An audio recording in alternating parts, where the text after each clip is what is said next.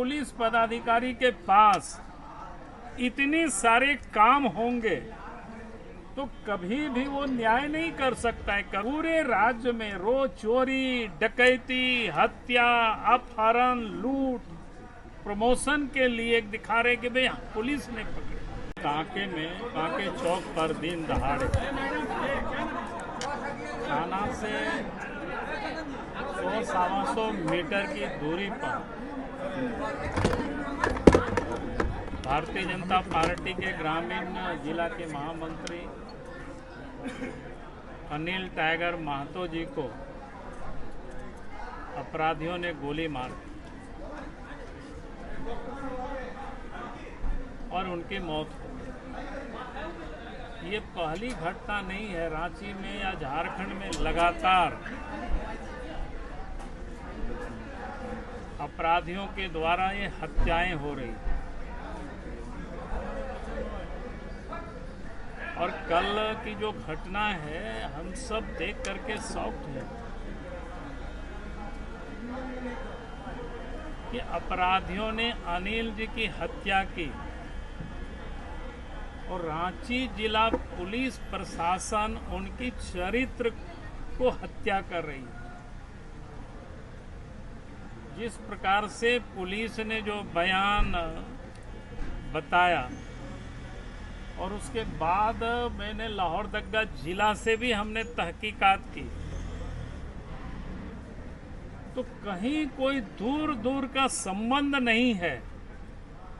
यानी इससे आप समझ सकते हो किस प्रकार से पुलिस काम कर रही है ताकि लोगों को दिग्भ्रमित करना, लोगों को डाइल्यूट करना।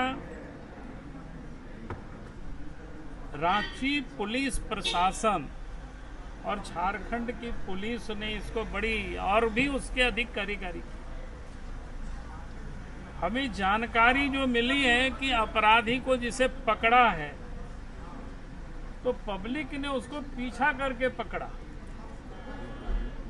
और जैसे पुलिस बता रही है कि मानो वो इनाम और प्रमोशन के लिए दिखा रहे कि भाई पुलिस ने पकड़े। इससे और हद्दा मजाक क्या हो सकता है। यानी पुलिस को कोई गंभीर नहीं है कि अपराध कैसे रुके और सरकार किस प्रकार से काम कर रही है राज्य में। एक यहाँ डीजी पुलिस है और एक डीजी नहीं, उन्हीं के ऊपर सीआईडी के भी डीजी हैं, एसीबी के भी डीजी हैं। अघोषित रूप से स्पेशल ब्रांच के भी वही है, सब काम कर रही है। आप सोच सकते हो राज्य की हालत क्या है। पूरे राज्य में रोज चोरी, डकैती, हत्या, अपहरण, लूट जारी है।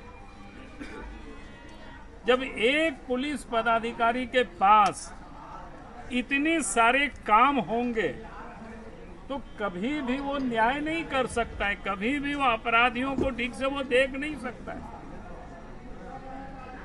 इसे समझ में आता है कि अपराधियों से भी ये सरकार लगता है कि पैसे वसूल कर रही है, तभी अपराधी बेखौफ होकर के राज्य में अपराध कर रही है और सरकार यानी एक प्रकार से कहीं न कहीं उन लोगों का ये संरक्षण प्राप्त हो रहा है। और इसीलिए हम कहेंगे कि इस पर तो पहला कार्रवाई तो रांची के जो सीनियर एसपी है और डीजी पुलिस है, इन लोगों के ऊपर कार्रवाई होनी चाहिए। और इन लोगों के रहते मैं नहीं समझता हूं कि कभी भी लॉ एंड ऑर्डर ठीक हो सकता है, क्योंकि इन लोगों का एक सूत्री कार्यक्रम है वसूली करना। और इस कारण से आज इस प्रदेश के अंदर में ये अपराध दिनों दिन बढ़ते जा रहा है। नहीं, कार्यकर्ता को तो घर से हमने तो बात की। अभी एक थाना भी हम गए थे, लोअर बाजार थाना में, ये क्या कहते हैं, मुफस्सिल थाना, जहां पर 5-6 लोगों को पकड़ के रखा।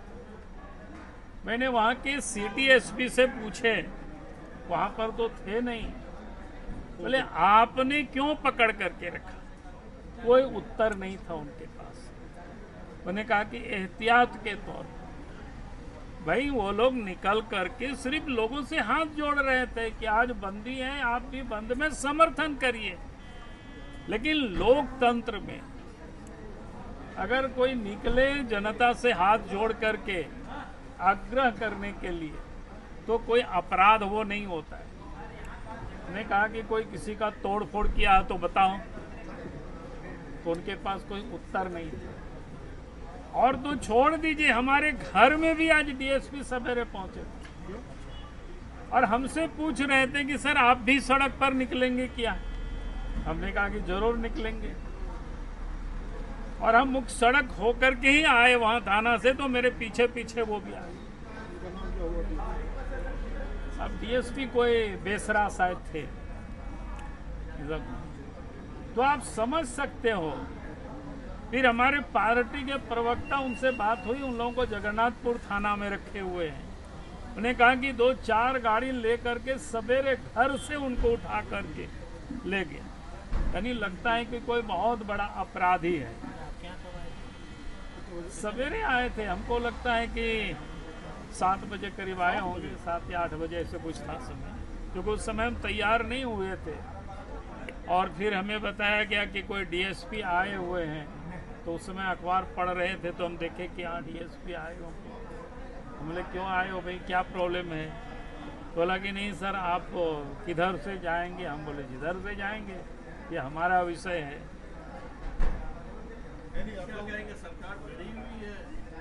नहीं, सरकार तो साफ डरी हुई क्या है, सरकार तो लुटेरी है।